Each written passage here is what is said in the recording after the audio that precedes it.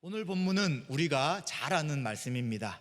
특별히 굉장히 많이 익숙해 있고 어릴 때부터 들었고 또 설교할 때마다 요셉에 대한 말씀이 참 많이 나타나기 때문에 요셉의 삶에서 어떤 삶을 살아가고 또 오늘 읽었던 이 본문의 의미가 무엇인지를 잘 알고 있을 것입니다.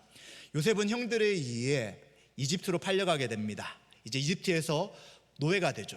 그런데 노예가 되었지만 그는 보디발의 집에서 노예로 살면서 하나님의 형통하심이 그와 함께하게 됩니다. 그래서 인생의 고난을 뛰어넘는 형통한 삶의 표본이 우리는 요셉의 삶이다, 오늘 본문이다 라고 생각할 때가 있습니다. 그런데 제가 반문을 하고 싶습니다. 정말 그런가요? 정말 형통한다는 것이 삶의 모든 문제가 해결되고 또 지위가 높아지고 또 부자가 되거나 문제가 없어지는 것이 하나님이 함께 하시는 형통의 삶인가요? 성경에서 정말 그것을 말씀하십니까? 저는 오늘 하나님께 형통하게 하시는 삶이 무엇인지를 오늘 창세기 말씀을 통해 살펴보면서 참된 하나님 형통이 어떤 것인지를 알며 그 형통 가운데 살아가는 은혜가 있으시기를 주님의 이름으로 소망합니다. 먼저 1절에 보시면 요셉이 이끌려 애굽으로 내려갔다라고 이야기합니다. 우리 개역 개정 성경이나 한글 성경에는 앞에 단어가 하나 빠져 있습니다. 접속사가 빠져 있죠. 어떤 것이 빠져 있냐면 그리고 이제라는 접속사가 빠져 있습니다. 이 접속사가 어떤 역할을 하고 있냐면 38장에 있는 다말과 유다와 다말을 통해 자식이 태어나서 그 족보 가운데 다윗 왕이 온다라는 그 이야기가 이제 정리가 되고 다시 37장으로 넘어간다라는 표현으로 될 수 있습니다. 그래서 이 접속사를 이어서 설명하게 되면 다시 요셉의 이야기로 연결해서 시작합니다라는 이야기가 될 수 있습니다. 그래서 우리는 야곱의 아들들 가운데 요셉의 이야기와 또 유다의 이야기가 이어집니다. 그리고 요셉의 이야기가 이어지다가 그 중간에 37장에 유다 이야기가 이어졌고요. 이제 유다 이야기가 마치고 다시 요셉의 이야기로 이어지고 있는 말씀입니다. 요셉은 형들에게 팔려 애굽에 내려갔는데 그곳에 이제 보디발이라는 신하의 집에 팔리게 됩니다. 이 사람은 바로 그 당시 바로는 이집트의 왕 파라오를 이야기합니다. 파라오를 경호하는 친위대장이었습니다. 경호대장이라고 할 수 있죠. 그래서 그가 그를 사서 그 집에 노예로 삼게 됩니다. 노예의 삶이 어떤가요? 자유가 없잖아요. 건강하면 열심히 일을 해야 되고요. 그리고 자유가 없어서 자기 마음대로 살 수 없는 삶이 제한된 삶이 노예입니다. 이렇게 노예로 살지만 그가 보디발이라는 친위대장, 대장의 집에 들어가니까 좀 괜찮다라고 생각할 수 없습니다. 우리는 노예로 사는 삶을 알지 못하기 때문에 괜찮다고 생각할 수 있으나 자유가 없고 자기가 마음대로 행동할 수 없는 모든 것이 제한받는 삶이 지금 요셉의 삶이었습니다. 그런데 성경에는 놀랍게도 2장 전반절에 뭐라고 하냐면 여호와께서 요셉과 함께 계셨고 그는 형통한 자가 되었다라고 이야기합니다. 하나님이 하나님이 요셉과 함께 했어요. 그랬더니 형통한 자가 된 것이죠. 누가 알았습니까? 요셉이 그것을 알게 된 것입니다. 그런데 또 누가 알게 되었냐면 요셉뿐만 아니라 3절에 보시면 그 주인 보디발도 저 요셉이란 사람이 그가 믿는 하나님이 그와 함께 하시구나라는 것들을 알게 되었다라고 이야기합니다. 그래서 그의 주인은 여호와께서 그와 함께 하심을 알고 이 사람이 그냥 히브리 노예 정도가 아니라 뭔가 특이한 사람이다라는 것들을 그가 알게 되었던 것입니다. 그래서 어떤 일이 생기게 되냐면 하나님께서 그 보디발에게 은혜를 주셔서 요셉을 특별한 일을 하게 합니다. 4절 5절에 보시면 가정충무로 요셉을 삼게 됩니다. 가정에 일어나는 재정과 또 일하는 모든 것들을 그가 담당케 합니다. 노예인데도 불구하고 노예 중에서도 그 일을 할 수 있도록 그에게 모든 책임을 맡기는 것이죠. 그리고 또 자기의 집과 그의 모든 소유를 주관하게 한 때부터 어떤 일이 생기냐면 하나님께서 요셉을 위해서 애굽 사람의 집에 복을 주셨다라고 말씀합니다. 집과 밭에 있는 모든 소유의 미침을 통해서 그의 소유가 요셉이 있기 전과 있은 후가 차이가 나는 것이죠. 그래서 이 보디발이 생각할 때 저 사람은 정말 하나님이 함께 하시는구나. 우리가 믿는 그 신들이 아닌 히브리 사람이 믿는, 요셉이란 청년이 믿는 그 여호와 하나님이 그 요셉과 함께함으로 우리의 집에, 나의 집에 이렇게 복을 주시구나 하는 것을 그가 알게 된 것입니다. 그런데 이러한 형통한 삶이 이루어지는 것처럼 보이지만 6절에 어떤 말씀이 있냐면, 그가, 이 보디발이 자기가 먹는 음식 외에는 아무것도 간섭하지 않는 자유를 주셨으나 그 뒷부분에 어떤 표현이 나타나냐면 요셉의 용모에 대한 말씀이 나타납니다. 용모가 빼어나고 아름다웠다. 외모가 아름답고 얼굴이 잘생겼다라고 이야기합니다. 지금 이제 우리 시대에 누군가 이런 사람들이 아이돌이죠. 네, 연예인들이 이렇습니다. 저는 연예인을 직접 본 사람이 별로 없지만 아마 보신 분들이 있을 거예요. 그냥 멀리서 봐도 일반 사람들과 다르게 보인다고들 이야기합니다. 그런 아름다운 용모와 그리고 아름다움을 가지고 있는 사람이 요셉이었다고 이야기합니다. 왜 이런 이야기를 할까요? 네, 뒤에 어떤 사건이 있을 것에 대한 복선으로 지금 이런 이야기를 합니다. 자, 이렇게 1절부터 6절까지만 보면 처음에 목사님이 다른 질문을 했지만 형통한 게 그거 아닙니까? 라고 물으실 것입니다. 형통하니까 일들이 잘 풀리고 노예지만 노예 중에 제일 높은 자가 되었고, 그리고 모든 물질들이 또 그를 통해서 이 보디발의 집에 온 것, 이게 형통하는 것이 아닙니까? 라고 말할 수 있습니다. 그런데 실제 형통이라는 것은 그것과 조금 차이가 날 수 있습니다. 형통이라는 것은 하나님이 함께 하시는 거예요. 지금 1절부터 6절까지 또 이 39장 전체로 볼 때 형통케 된 것이 누구 때문이냐 할 때 주어는 하나님이에요. 하나님이 요셉에게 형통케 하셨고요, 하나님이 보디발에게 하나님이 함께하는 것을 알게 하셨고요, 그리고 요셉도 하나님이 함께하는 것을 알게 하셨다라고 이야기합니다. 스스로 형통케 된 것이 아니라, 스스로 하나님이 함께했다는 것을 고백하는 것이 아니라 하나님이 그것을 직접 그들에게 알게 하심을 통해 이 사람은, 또 나는 하나님이 함께 하신다라는 생각을 했습니다. 그런데 우리가 생각하는 형통은 환경이 좀 달라지는 거예요. 어렵게 살던 사람이 좀 부유하게 되는 것입니다. 하던 일들이 어려워지고 힘들어지는 것이 아니라 잘 풀리는 것을 우리는 형통하다라고 생각하는 것이죠. 그래서 항상 환경의 변화가 형통케 되는, 하나님이 함께 하시는 증거라고 생각할 때가 있습니다. 근데 요셉을 보십시오. 뭐가 바뀌었습니까? 여전히 노예예요. 정말 하나님 형통하시는 것이 환경의 변화라면 노예가 아니어야 되죠. 야, 너 보니까 정말 하나님 너 함께 하시네. 너 자유를 주겠다. 그냥 나가서 살아라. 그 대신 내가 돈을 줄 테니까 우리 집에 와서 모든 소유를 관리해라. 이렇게 되잖아요. 근데 그렇게 하지 않는 거예요. 여전히 노예로서 그는 노예 역할을 감당할 뿐인 것입니다. 삶의 자리가 바뀌고 잘 되고 성공하고 모든 일에 문제가 없어지는 것이 결코 성경에서 말씀하시는 형통이 아닌 것이죠. 형통이라는 것은 하나님이 함께 하셔서 그 삶의 자리에서 삶을 살아가는 것입니다. 하나님이 보이지 않으시죠. 보이지 않으시지만 보이지 않는 그 하나님이 함께 하심을 알도록 하는 것이 성경에서 말씀하시는 형통이 되는 것입니다.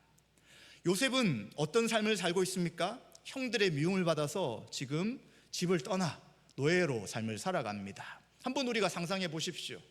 15세 정도 되는 나이 때 노예로 팔려갑니다. 근데 그게 기쁨이라고 할 수 있습니까?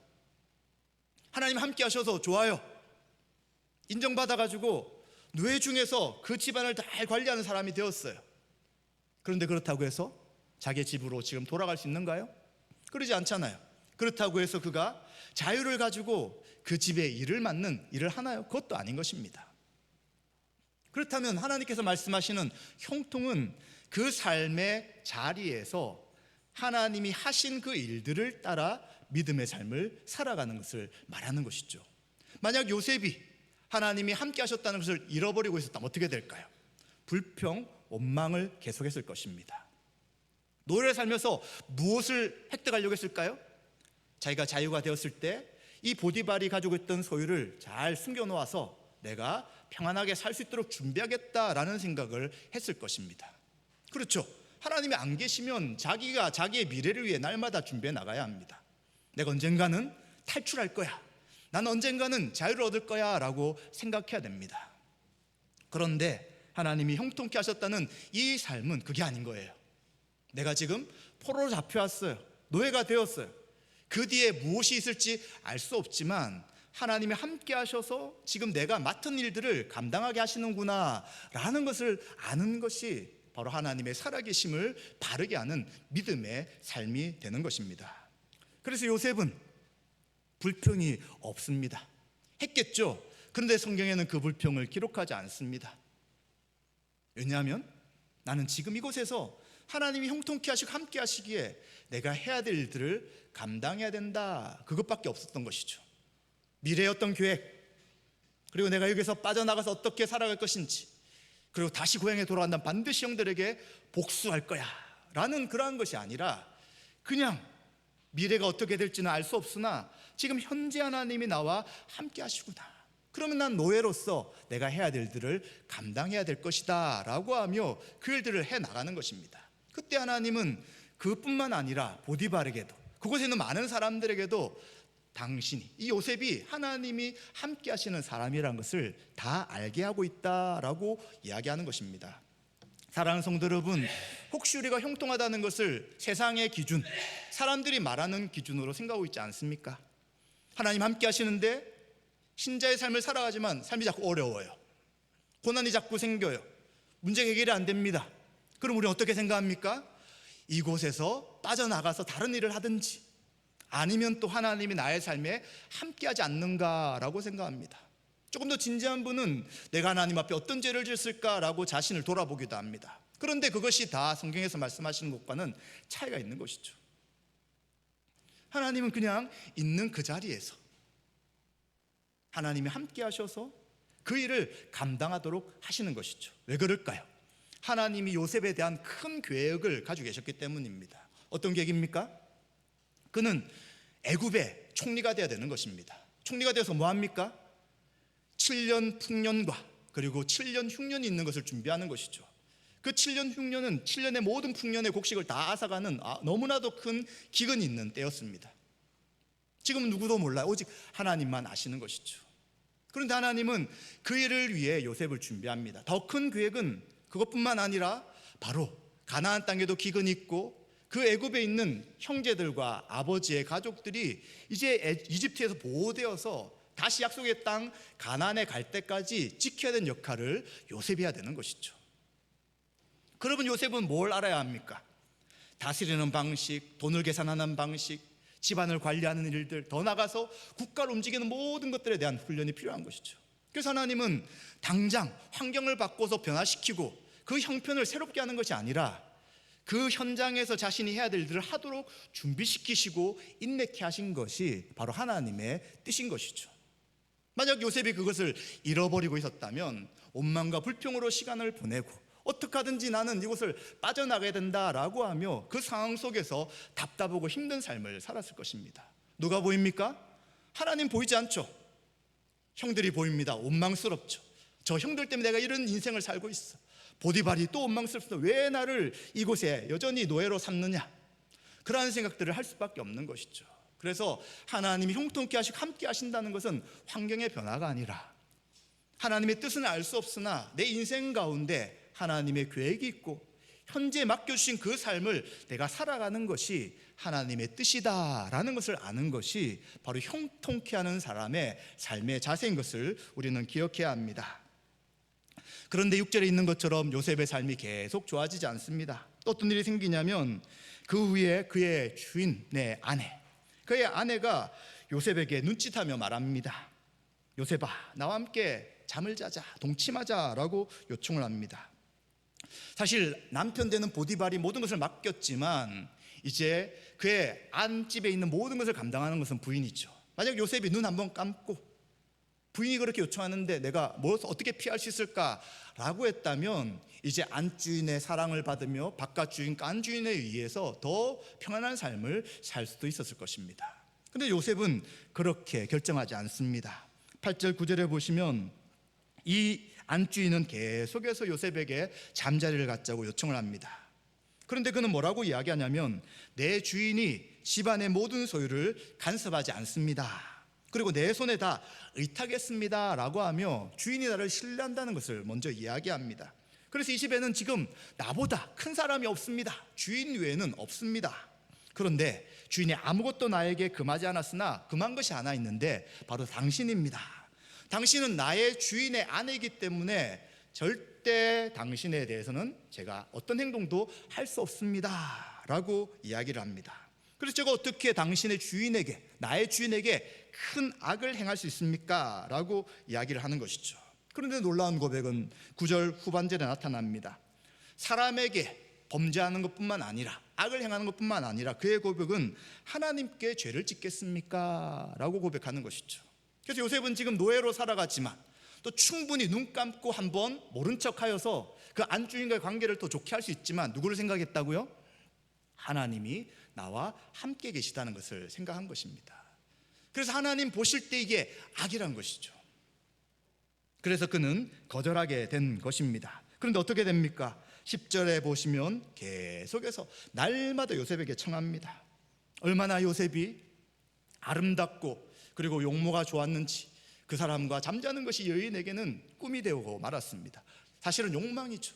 인간 가운데 있는 이 욕망이 그를 지배하여서 어떻게 하든지 요셉과 잠자리를 하려고 계속 청합니다. 그래서 요셉은 그의 말을 듣지 않을 뿐만 아니라 동침하지도 않고요, 이제 그 시험거리를 만들지 않기 위해 함께 있지 않습니다. 같이 있을 때는 피하게 되고요, 또 그 길을 피하면서 계속해서 도망하며 이제 죄를 짓지 않으려고 합니다. 그런데 어떤 날이 되었습니다. 그날 일이 있어서 집에 와서 일을 보려고 하는데 그곳에 다른 하인들이 없는 거예요, 때마침. 근데 누구만 있습니까? 안주인만 있는 것입니다. 그래서 이 안주인은 또 마찬가지로 그의 이젠 옷자락을 붙잡고 제발 나와 동침하자 라고 또 유혹을 하게 되는 것이죠. 자, 이 정도 참았으면 잘한 거 아닙니까? 변명할 게 있잖아요. 한두 번이 아니라 지금 계속 참았는데 이제 아무도 없는 상태에서 이렇게 된다면 어쩔 수 없지 않습니까? 지금 여인이 저 옷자락을 붙잡는데 제가 어떻게 이것을 거절합니까? 이것까지도 거절하면 저는 어떻게 될지 모릅니다 라고 하면서 눈 감고 죄를 지을 수 있습니다. 근데 요셉은 어떻게 하냐면 여기서 더 버티면 안 되겠다 생각하고 옷을 줘버리고 도망쳐 나가는 것이죠. 이처럼 요셉은 굉장히 특이한 행동들을 합니다. 도대체 왜 이런 행동을 합니까? 세상 사람들이 이럴 때 어떻게 할까요? 자신에게 유익한 것, 그리고 이로운 것, 또 생각해 봤을 때 뭔가 자신에게 손해가 되지 않는 일들을 당연히 결정합니다. 요셉과는 분명히 다른 결정을 했을 것입니다. 그런데 요셉은 하나님이 함께 하셔서 형통케 된 것을 분명히 아는 것이죠.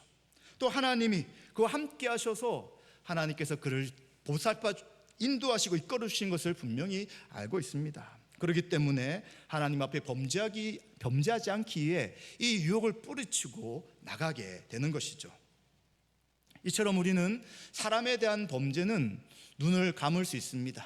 그렇죠. 사람을 얼마나 잘 속일 수 있습니까? 이런 일을 했어도 안 했다고 말할 수 있고요, 이런 속마음으로 행동하지만 안 그런 척할 수 있습니다. 그러나 하나님은 우리 사람의 모든 마음의 생각과 뜻과 계획을 살피시기에 결코 하나님을 속일 수 없는 것이죠. 요셉도 주인 모르게 안주인과 함께 자신의 정욕을 충분히 해결할 수 있었을 것입니다. 그런데 요셉은 그러한 결정을 하지 않고 이제 끝까지 하나님 앞에 범죄하지 않기 위해 그는 결단하고 그 뒤에 더 안 좋은 일이 생길지라도 그는 그것을 감당하는 자세를 하게 되는 것이죠. 이처럼 하나님 앞에 범죄하지 않는 것은 하나님이 정한 질서의 범위가 있다는 것을 알기 때문에 그렇습니다. 주인의 모든 것을 맡겼지만 부인에 대해서는 결코 허락하지 않았기 때문에 요셉은 그 기준을 정하고 그 기준을 세워나가는 것입니다. 또 하나님 앞에서도 이것은 범죄인 것을 분명히 알기에 그는 눈 한 번 감고 넘어설 수 있는 그 유혹을 넘어서지 않고 멈춘 것이죠. 마찬가지입니다. 우리 인생에 하나님이 주인이시라면 우리는 기준을 가지고 살아가는 것입니다. 어떤 기준일까요? 사회에서 말하는 일반적인 그러한 기준이 아닙니다. 또 인간의 도덕적 기준도 사실은 뛰어넘는 기준을 가지고 있습니다. 하나님의 질서, 하나님의 통치 가운데 인정하시는 그 기준을 가지고 있는 것이고요, 할 수 있는 것과 할 수 없는 것을 구별하고 분별하여서 할 수 있는 것만 하는 것이 바로 하나님의 통치를 받는 성도의 삶이라고 할 수 있습니다. 마찬가지입니다. 우리가 세상을 살아갈 때도 그러한 기준이 있는 것처럼 교회 안에서도 당연히 기준이 있는 것이죠. 어떤 기준입니까? 하나님 말씀에 순종하는 것이 성도들의 삶의 기준입니다. 내가 원하는 것, 하고 싶은 것이 있을지라도 하나님 말씀이 있다면 우리는 멈추는 것이죠. 또 우리는 장로 교인으로서 장로 교인들이 성경을 해석하고 이해하는 교리라는 것이 있습니다. 그래서 그 교리 안에서 우리가 행동하고 신앙생활 모든 것들을 정하고 그 안에서 우리는 예배하며 믿음의 삶을 살아가는 것이 당연한 것이죠. 만약 우리가 장로교라는 그 기준에 있지 않다면 또 그 교단이 원하는 방식의 신앙생활을 하겠지만 우리는 그 기준 가운데 있는 것입니다. 또 우리 교단에는 헌법이란 것이 있습니다. 그래서 그 헌법의 기준에 따라 내가 원하고 하고 싶은 일이 있을지라도 그 기준에 따라 질서를 가지고 그 일들을 행동하며 행하게 되는 것이죠.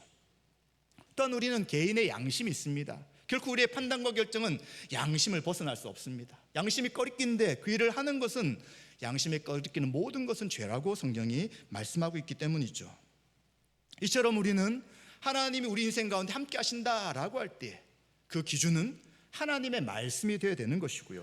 그렇게 할 때 우리 마음에 들어오는 생각과 또 마음속으로 주는 유혹들을 우리는 이길 수 있게 되는 것이죠.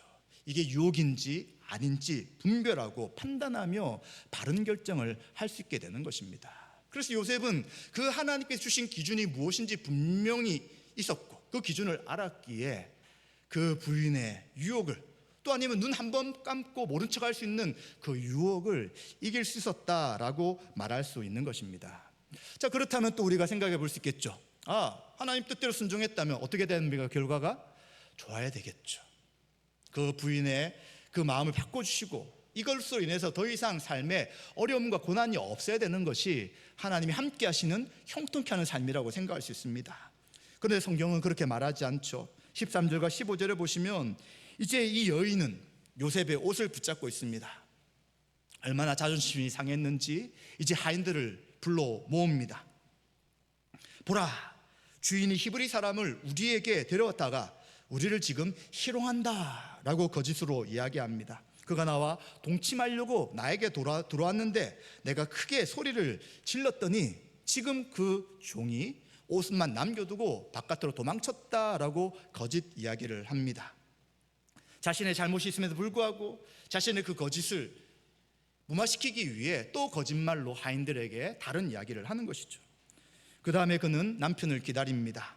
하인들에게는 이제 자기의 여론을 형성하기 위해 말했다면 주인은 이제 이 요셉을 벌할 수 있는 고난이 있는 사람이잖아요. 그래서 그는 기다렸습니다. 무엇을 두고요? 요셉의 옷을 곁에 두고 기다립니다. 이게 결정적인 증거가 되는 것이죠. 그리고는 또 그 남편이 왔을 때 이야기합니다. 당신이 우리에게 데려온 히브리 종이 나를 희롱하려고 했습니다. 내가 고함치는 소리를 듣자 그가 옷을 내게 버려두고 밖으로 도망쳤습니다 라고 이야기하는 것입니다. 그의 주인은 그의 아내의 말을 들으니 얼마나 화가 납니까? 내가 너에게 모든 것을 맡겼는데 어디 감히 내 부인을 그렇게 한다고 하며 요셉은 요셉에 대한 화가 나서 이제 그 주인은 잡아서 옥에 가두게 되었습니다. 그 감옥은 어떤 곳이냐면 왕의 제수를 가두는 곳이었다라고 이야기하는 것이죠. 자, 우리의 기대가 좀 다릅니다. 우리의 기대는 요셉이 이 정도 정직하게 하나님 앞에 믿음의 삶을 살려고 했다면 어려움이 없어야 되죠. 모함받지 않아야 되죠.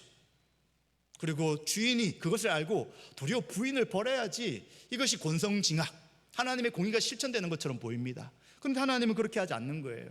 그냥 하나님이 안 계신 것처럼 그 상황을 내버려 두고 있는 것이죠. 요셉은 노예뿐만 아니라 이제 죄인으로서 감옥에 들어가 있게 되는 것입니다. 그런데 우리는 그렇게만 볼 수 없습니다. 왜냐하면 이 당시 관습상 지금 요셉의 한 행동이 사실이라면 강간미수가 되는 것입니다.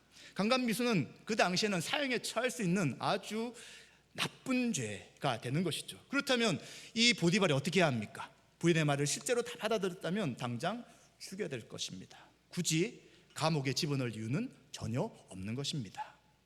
그런데 이 당시 보디발은 굉장히 화가 났죠. 요셉에게 자초지종을 묻지도 않았고요. 그리고 다시 한 번 더 왜 이런 일이 생겼는지를 조사하는 일도 하지 않고 부인의 말만 듣고 요셉을 정죄합니다. 그럼에도 불구하고 그를 감옥에만 넣었다는 것은 한편으로 아내의 말에 대한 조금의 의심이 있을 수도 있었을 것입니다.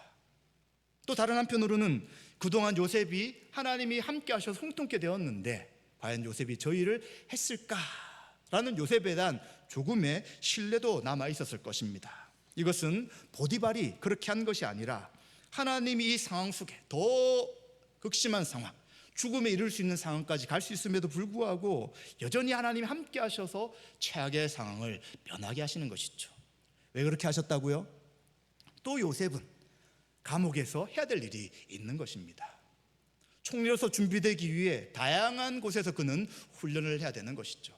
한 집을 다스린 자가 아니라 감옥 안에서 이제 왕의 신하들이 잘못해서 들어올 때 그들을 섬기는, 좀 지위가 높은 사람들을 섬기는 훈련을 또 하도록 하나님이 그 모든 상황을 인도하시게 되는 것이죠.